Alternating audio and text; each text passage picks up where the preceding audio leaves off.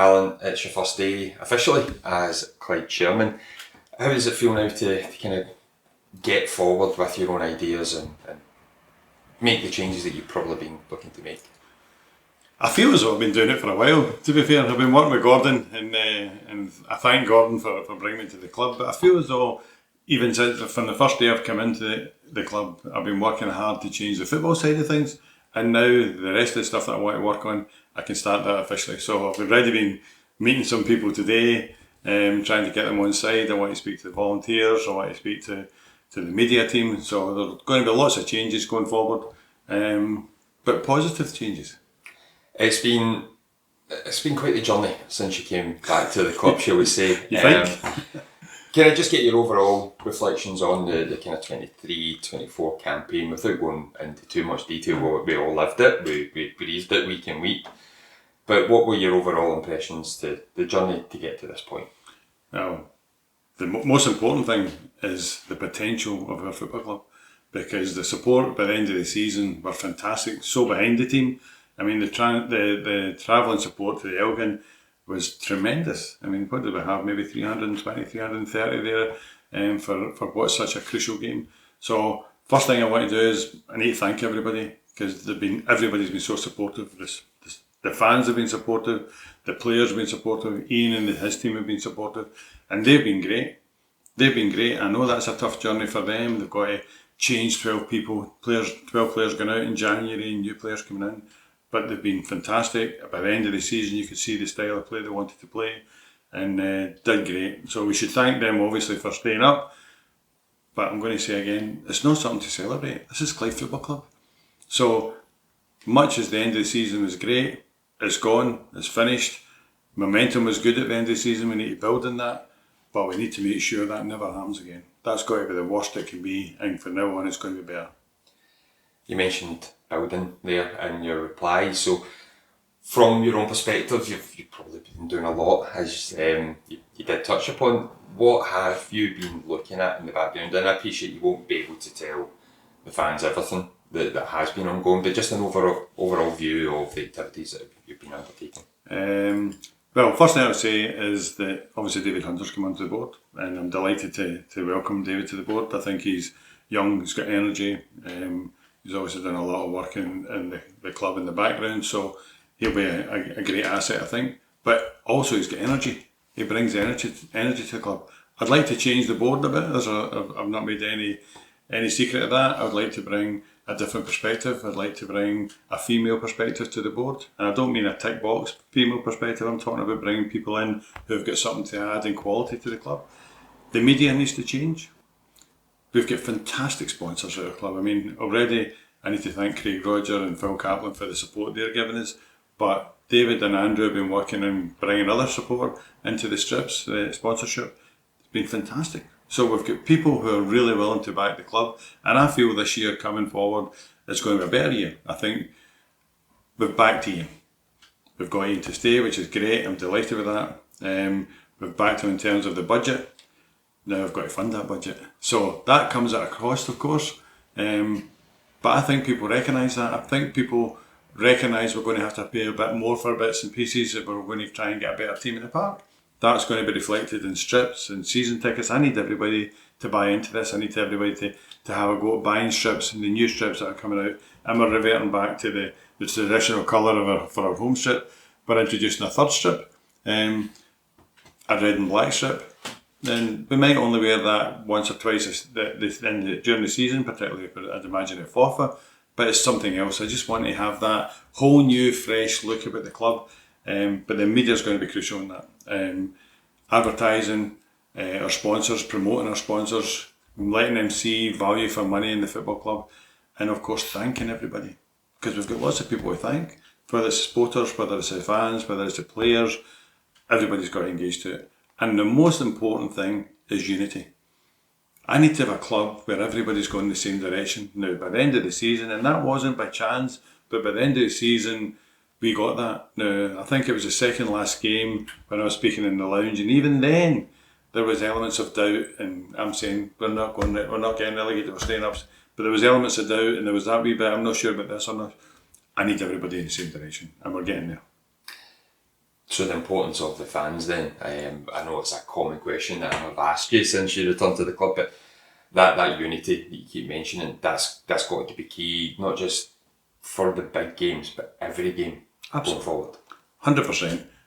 I think there's a bond now between the supporters and the players, and that's important. That's really important, because the ultimate thing is, if you're giving them the backing, they're going to perform better. And you could see that at Elgin. I mean, they gave the players at Elgin no matter what was happening in the game, and the players reacted to that. And then, of course, when we score, there's a unity again between the two of them. So the support have been great. Like I said that already, and I thank them. Now we need to start again. The fans off field as well will have a big impact on the club going forward, and the commercial aspect that you touched upon. So are you able to give a bigger insight then into the season tickets and pricing and what that's likely to look at like going forward? Yeah, the season tickets are going to come out this week in terms of the advertising. So they're going to go up in price, but not dramatically. I mean, we've got about £20 or thereabouts. But I want that to be reflected in we're going to have a better product. We've got something to sell here. And we're all funding what Ian's trying to do. We're all backing it. So the sponsors, I've said this already, but Craig, Phil, sponsors have been amazing. They've done great. David Hunter's company's backing the club as well. I want to try and get something with the foundation and the strips. So everybody's been great so far. I just need the supporters now to do the same thing. I'm going to make sure the strips are available so everybody can see what they're going to look like. They're going to be ready, available in the shop in match days. I want to make a match day experience so people want to come to the game on a Saturday. It's more than just the team winning, although I do want the team winning. It's more than just a day for the team winning. I want people to see it as a whole day's experience. And the season ticket is going to go up. I said that, but the actual match day price will go up as well. It's going to be a wee bit more expensive to come to our games than it was last season. Not dramatically, but it's going to be more expensive. But I want everybody to recognise what they're going to get for that. Additional support that fans have been able to do previously is the player shirts sponsorship scheme. I'm assuming that will be in place for the season ahead. Definitely as well. Definitely. I know players supporters like to recognise a single player and back that single player. That'll be there. No doubt about it. The new home shirt, a return to tradition you mentioned. When is that likely to be available for fans to buy? Well, we're waiting for that to come through, but it'll be ready for, I'd imagine, for the beginning of the season. So our first home game, I think it might be Motherwell, is it?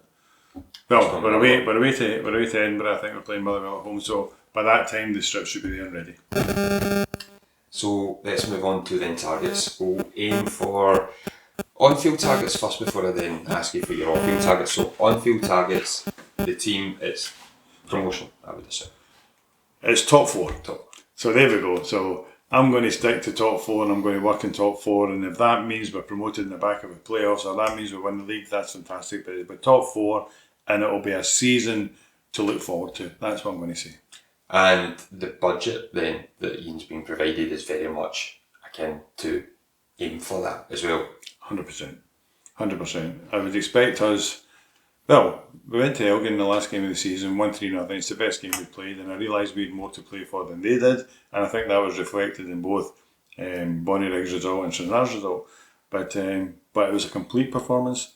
9 of those players are already signed up for this coming season, and I think that's important. So not being in the playoffs was fantastic for us, massive for us. It gave them a chance to deal with Ian right away.